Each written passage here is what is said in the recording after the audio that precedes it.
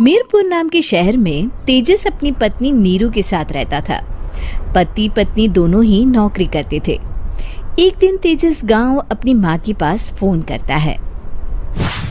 Hello, प्रणाम माँ। जीते रहो माँ, तुम दादी बनने वाली हो। अरे वाह, ठीक है बेटा, मैं कल ही आती हूँ। जब माँ जी शहर पहुंची तो बेटे बहू ने बहुत अच्छे से स्वागत किया। लीजिए माँ जी चाय। अरे गर्मा गर्म पकोड़े ले आओ माँ के लिए। नीरू रसोई में गई और 2 मिनट में ही पकोड़े ले आई। जी ये लीजिए। बहू जादू से बनाए हैं क्या? अभी तो रसोई में गई थी। यम्मी। माँ जी, शीला रसोई में पकोड़े तल रही है, मैं बस लेकर आई। हे भगवान, मेरा धर्म भ्रष्ट कर दिया तूने। अब तो गंगा जल से शुद्धिकरण करना होगा। दूसरे दिन, माँ जी मैंने नाश्ता बना दिया है, ऑफिस जा रही हूँ। पर अभी तो घर का सारा काम पड़ा है। शीला आती ही होगी, झाड़ू पोछा बर्तन कपड़े वो सब कर लेगी।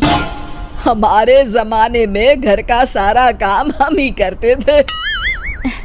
जी माँ जी, आप बहुत होशियार हैं, मैं घर ऑफिस दोनों नहीं संभाल पाती। तो जरूरत क्या है घर से बाहर जाकर चाकरी करने की? वैसे भी घर का काम खुद करने से घर में बरकत आती है, समझी? पर माँ जी।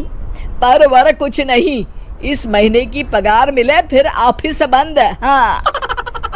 रात को नीरू तेजस से कहती है, सुनिए जी, माँ जी बोल रही थी कि मैं नौकरी छोड़ दूं।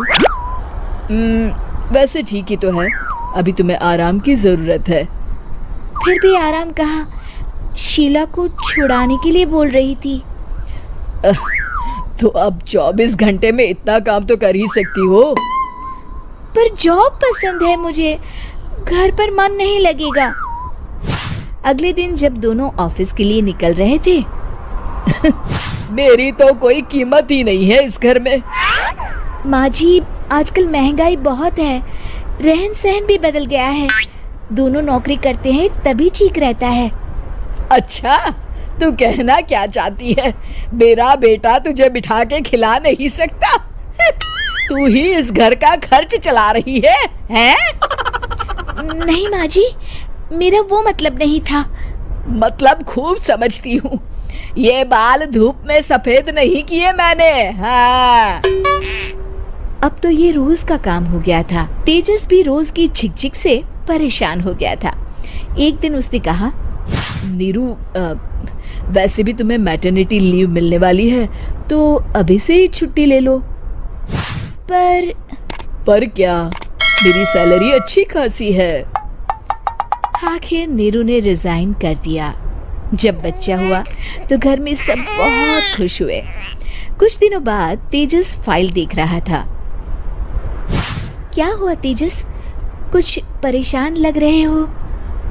हाँ, वो हमारी जितनी सेविंग्स थी वो तो हॉस्पिटल में और छठी के फंक्शन में खत्म हो गई है नीरू। और अभी वैसे मंदी चल रही है तो मैं बोल रही थी कल मुन्ना को हेपेटाइटिस का टीका लगवाना है। नीरू, क्या पोस्टपोन नहीं कर सकते? नहीं जी, बिल्कुल नहीं। अब तेजस को समझ में आ रहा था कि उससे गलती हुई है। पैसों की कमी का असर घर के माहौल पर भी पड़ रहा था। अगले दिन, बेटा मेरा चश्मा और ये दवाइयाँ ले आना, पर्चा देते हुए माँ जी ने कहा। जी। तेजस, मुन्ना के लिए दूध का डिब्बा और डायपर भी ले आना, और ये किराने के सामान की लिस्ट है, इसे भी लाना है। तेजस गुस्से में लिस्ट मरोड़कर फेंकता है और चिल्लाता है, पैसे क्या पेड़ पर उगते हैं? ये ले आना, वो ले आना। अरे पर ये जरूरत का सामान ही है।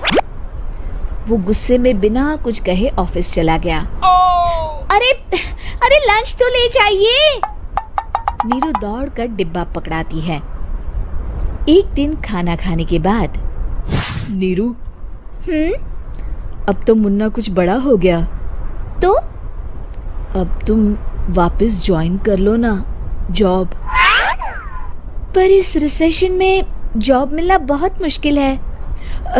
ट्राई तो करो। फिर मुन्ना, माँ जी है ना, और एक फुल टाइम मेड भी लगा लेंगे। पर माँ जी, उन्हें तो पसंद नहीं। तभी माँ जी वहाँ आ जाती है और प्यार से नीरू के सर पर हाथ फेरते हुए बोलती है, अब मेरी समझ में आ गया बहू, पहले के और अब के समय में अंतर है। तुम काम शुरू करो, मुन्ना की जिम्मेदारी मेरी। मेरी प्यारी माँ जी। ये कहकर नीरू उनके गले लग गई। शिक्षा, परिवर्तन संसार का नियम है, हमें भी समय के साथ चलना चाहिए। उम्मीद है कि आपको हमारी ये कहानी पसंद आई होगी। कृपया हमारे चैनल को सब्सक्राइब करें और सभी अपडेट्स के लिए बेल आइकन जरूर क्लिक करें। और हाँ, वीडियो लाइक और शेयर करना मत भूलिएगा।